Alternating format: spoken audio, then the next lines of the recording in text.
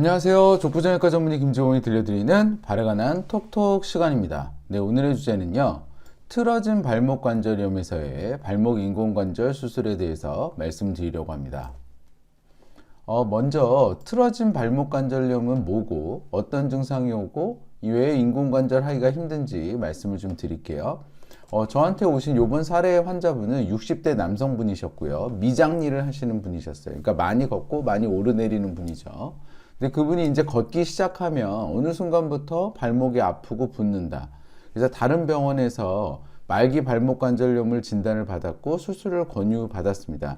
근데 이 환자분도 알아봤더니 말기 발목 관절염에서는 인공관절하고 발목 관절 유압술 두 개를 할 수 있는데 이 환자분은 인공관절을 하고 싶은 거예요. 근데 다른 병원에서는 발목 관절 유압술을 권유를 했죠. 그래서 왜 그런지 자기가 꼭 발목 관절 유압술을 해야 되는지 알아보고 싶다고 저한테 오셨는데요. 환자분의 오른쪽 발목의 상태는 이렇게 되어 있었습니다. 그래서 오른쪽 발목이 아픈 건데 오른쪽 발목이 많이 부어 있고 내측과 외측이 부어 있는 상태가 보였고요. 실제로 이 부위가 많이 아파하셨습니다. 그래서 엑스레이를 찍어봤더니 이게 환자의 발목 관절염 사진입니다. 저희가 통상적으로 발목 관절염이 있다라고 하면 얘가 관절이 이렇게 틀어져 있질 않아요. 관절이라고 하는 거는 여기에 있는 거골하고 경골에 있는 건데 얘가 이렇게 일자로 평행해야 되는데 얘가 틀어져 있는 상태가 있습니다. 이런 식으로 얘가 틀어져 있는 상태, 요 아래쪽에 있는 뼈가 이렇게 기울어져 있는 상태를 저희가 틀어진 발목 관절염이라고 하는데요. 이 환자가 그런 상태였어요. 그래서 요 위에 있는 뼈에 대해서 요 아래에 있는 뼈가 관절면이 평행하지 않고 틀어진 상태의 말기 발목 관절염을 보여주고 있었습니다. 그래서 환자는 발목에 인공관절을 원하는데 의사는 발목 관절 유압술을 권유한 거죠. 도대체 환자는 이게 이해가 안 된다는 거예요. 나는 인공관절 하고 싶은데 왜 환자는 유압술을 권하는지 모르겠다. 진짜 내가 유압술만 해야 되는 거냐? 인공관절은 하면 안 되냐? 이제 이거를 궁금해서 저한테 오셨는데요. 실제적으로 발목 관절이 틀어진 상태에서 발목에 인공관절 수술을 하는 거는 쉽지는 않습니다. 그래서 이 환자의 사례를 보면 먼저 이 환자의 사진인데요. 발목 관절이 이렇게 틀어져 있으면 이 한점으로 계속 기울어져요. 그러니까 얘가 틀어져 있는 게 연골이 닳아서 이렇게 된 게 아니고 발목이 먼저 틀어진 상태에서 힘을 계속 받으니까 그 틀어진 부위가 압력을 많이 받으면서 연골이 닳은 거거든요. 그러니까 이렇게 기울어져 있는 소인이 먼저 있습니다. 그 다음에 연골이 닳은 거예요. 그래서 이 상태에서 그 틀어진 발목 관절을 일자로 이렇게 틀어진 거를 이렇게 일자로 맞추지 않고 그 상태에서 그냥 발목에 인공관절을 끼면 정상적으로는 이렇게 평행해야 되는 인공관절이 이렇게 똑같이 기울어지면서 관절이 오래 못 가고 틀어지고 부서지는 거죠. 그러니까 이렇게 발목 관절이 틀어진 상태에서는 인공관절을 못 한다라는 게 이제 예전의 인식이었습니다. 그래서 이렇게 평행하게 만들어줘서 압력이 일정하게 받을 수 있도록 만들어줘야 되는데 이런 틀어진 발목 관절에서 인공관절을 넣으면 이렇게 다시 발목에 인공관절이 틀어지기 때문에 이러한 거는 오래 못 간다. 그러니까 이런 관절에는 발목 관절을 유압술을 해야 된다라는 게 불과 이제 2000년대 초반에만 해도 그렇게 생각을 했어요. 그래서 많은 선생님들이 틀어진 발목 관절이 있는 경우에 인공관절보다는 발목 관절 유압술을 권하죠. 왜냐하면 교정할 자신이 없고 그 다음에 이제 이게 오래가지 못할 거라고 생각을 하니까. 그래서 근데 이런 부분은 술자의 경험과 능력에 따라서 다르고요. 저 같은 경우에는 이제 틀어진 발목 관절이 대부분 인공관절이 가능하고 틀어진 관절에서도 잘 조절을 하면 인공관절이 오래 갈 수 있다는 걸 알기 때문에 이 환자한테는 제가 이 환자 정도의 틀어진 거는 제가 교정할 수 있을 것 같았거든요.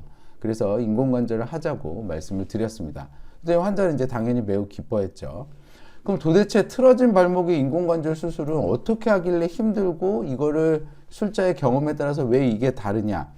일단은 수술을 두 개를 해야 돼요. 저희가 발목에 인공관절 수술을 한다고 하면 그 발목에 인공관절을 끼우기 위해서 뼈를 깎아내는 수술을 해야 되거든요. 그리고 끼우는 거죠. 이게 단순하게 이렇게만 딱딱 끼우면 되는 게 아니라 이 틀어진 발목을 바로 잡는, 얘가 기울어져 있는 게 먼저고 그 다음에 연골이 다른 거라고 그랬잖아요. 그래서 이 기울어지게 만드는 소인을 저희가 다 바로 잡아줘야 됩니다. 그래서 틀어진 발목을 바로 잡는 수술을 해야 되기 때문에 어려운데요. 일단 틀어진 발목을 바로잡는 수술 방법 첫 번째는 튀어나온 뼈를 다 제거를 해야 됩니다. 얘가 틀어진 상태로 가는 게 뼈가 튀어나오면서 아래쪽에 있는, 그러니까 이 뼈랑 이 뼈가 이렇게 평행하게 있어야 되는데 예를 들어서 이쪽에 뼈가 막 많이 붙어 있어요. 그럼 얘가 여기를 밀겠죠. 그러면 관절이 틀어집니다. 이런 식으로 튀어나온 뼈가 이런 발목을 틀어지게 만들기 때문에 이 튀어나온 뼈를 모두 다 제거를 해야 돼요. 그 다음에 두 번째로는 발목에 이 튀어나온 뼈를 모두 다 제거했는데도 바로 잡히지 않는 경우가 많습니다. 이유는 인대와 힘줄의 길이가 다르기 때문에 그래요. 정상과 다르기 때문에 그렇습니다. 이게 무슨 얘기냐면 발목 관절이 이렇게 있으면 안쪽과 바깥쪽에 다 동일한 힘으로 이 관절을 잡아줘야 되는데 이 환자 같은 경우에는 발목 관절이 안쪽으로 틀어져 있는 거거든요. 이런 방향으로. 그럼 이쪽에 있는 인대가 꽉 잡아주고 있고 이쪽에 있는 인대는 헐렁한 거예요. 즉 이 초록색 부위에 있는 인대는 딱딱하고 바깥쪽에 있는 요 노란색 부위에 있는 인대는 헐렁하기 때문에 관절이 틀어지는 겁니다. 그래서 인공관절 수술할 때 여기는 늘려주고 여기는 조여줘야 이런 평행한 관절을 만들 수 있는 거예요. 그래서 다시 한번 말씀드리지만 인대를 이제 인대와 힘줄의 길이를 조절을 해서 노란색 부위는 짧게 당겨주고 녹색 부위는 늘려줘야 평행하게 맞출 수 있는 거죠. 자, 그래서 여기까지 평행하게 맞춘 걸 교정을 다 한 다음에 인공관절을 이렇게 모형을 넣어봅니다. 그래서 부드럽게 발목에 틀어진 관절이 이렇게 잘 일자로 평행하게 들어가는 게 확인이 되면 아, 이제 인공관절을 넣어도 되겠구나 하면서 그때부터 이제 인공관절 넣는 깎는 수술을 시작을 하는 겁니다. 근데 여기까지 해도 안 되는 경우가 있어요. 그러면 발의 모양을 교정하는 수술까지 해줘야 되는데 이 환자는 거기까지는 안 갔고 이렇게 뼈만 깎고 인대를 교정하는 선에서 다행히 발목이 틀어진 게 잘 교정이 돼서 인공관절을 넣을 수 있었습니다. 그래서 이렇게 수술을 하더라도 수술 후 경과는 그냥 통상적인 발목의 인공관절 수술하고 동일합니다.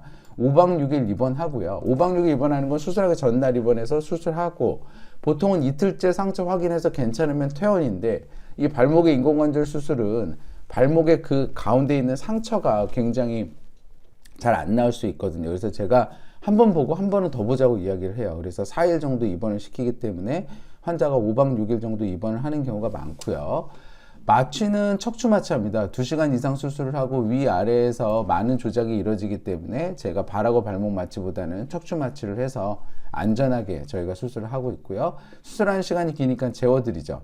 수술 후에 이게 발목을 완전히 다 돌려서 깎는 거거든요. 인공관절을 끼우기 위해서. 그러니까 통증이 좀 심합니다. 그래서 정맥으로 들어가는 무통주사랑 저는 신경으로 들어가는 무통주사를 같이 좀 하려고 노력을 하고 있고요. 환자가 수술 후 첫 4주는 통기부스하고 디디고 그 다음 8주는 재활을 합니다. 그러면 3개월이 지나잖아요. 그래서 3개월이 지난 상태에서 엑스레이를 찍어보니까 발목 관절이 잘 유지되고 있어요. 틀어지지 않고. 이게 무슨 얘기냐면 제가 수술장에서 아무리 잘 맞춰놔도 막 힘줄이 어느 쪽만 막 당겨지거나 다른 여러 가지 소인에 의해서 다시 발목 관절이 틀어지기가 쉽습니다. 하지만 3개월이 됐을 때 이렇게 유지가 되면 그 다음에는 잘 틀어질 가능성은 없는 것 같아요. 그 다음에 두 번째로는 환자가 이제 통증도 많이 좋아졌고 발목의 붓기도 3개월째 이미 많이 사라진 상태가 확인이 되었습니다. 그래서 환자는 이미 3개월째 엑스레이 상에서도 좋고 겉모습도 좋고 환자의 주관적인 증상도 많이 좋아지셨어요. 그래서 발목의 인공관절 후 환자의 상태 동영상을 좀 보여드리면 먼저 발목 움직임을 보시면 여기서 발목 움직임이 잘 되죠. 그래서 요거는 3개월째니까 그런데 6개월 정도, 3개월 정도 더 집에서 더 훈련을 하시면 더 잘 움직입니다. 그리고 두 발로 까치발이 원활하게 잘 되는 모습이 보였고요. 양쪽이 동일한 높이로 뜨잖아요. 이쪽 다리를 걷어 붙인 쪽이 수술한 쪽입니다. 그 다음에 걷는 모습을 보셔도 역시 원활하게 잘 걷고 계시죠. 저 오른쪽 왼쪽이 거의 차이가 안 날 정도로 부드럽게 잘 걷고 계셨습니다. 그래서 환자는 틀어진 발목 관절에서 저희가 인공관절을 낀 거잖아요. 그래서 3개월 차 환자는 전보다 일단은 좋다. 증상 많이 좋고요. 발목의 움직임, 걸음걸이, 까치발 다 가능했고 결정적으로 환자가 미장일 하셨다고 그랬잖아요. 될 것 같아가지고 3개월째 그냥 복귀를 하셨대요. 그래서 제가 그래도 이 미장일이 좀 사다리도 올라가고 여러 가지 일을 해야 되니까 위험할 수 있으니 일하실 때에는 간편한 발목 보호대 정도 착용을 하라고 말씀을 드렸고 저랑은 3개월 후에 다시 뵙자고 말씀드렸습니다.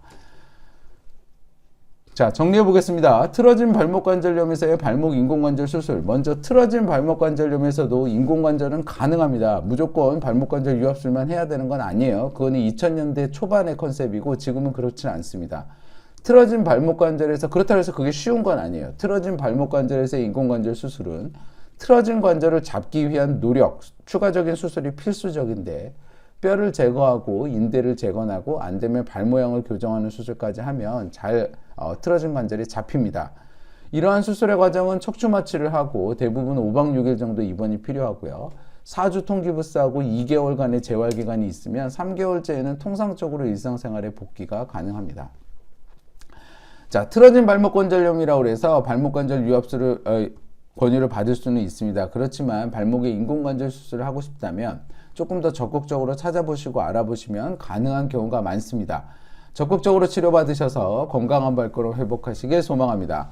건강한 발걸음 행복한 100세 인생 발에 관한 톡톡이 함께합니다.